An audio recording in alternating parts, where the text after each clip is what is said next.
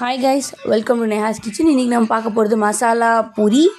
அதுக்கப்புறமா வந்துட்டு இது செம்ம டேஸ்ட்டாக இருக்கும், கண்டிப்பாக ட்ரை பண்ணி பாருங்கள். அதுக்கப்புறம் வந்துட்டு இப்போது ஒரு பேனில் வந்துட்டு எண்ணெய் ஊற்றிட்டு நல்லா மக்கானாவை போட்டுட்டு நல்லா ரோஸ்ட் பண்ணுங்கள்.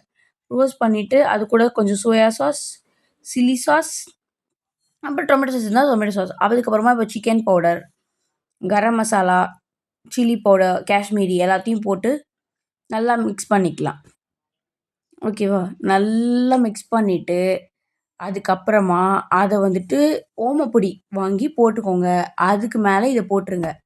அதுக்கப்புறமா பொரியை கொஞ்சம் நல்லா வறுத்து எடுத்து அதையும் இது கூட ஆட் பண்ணிக்கோங்க.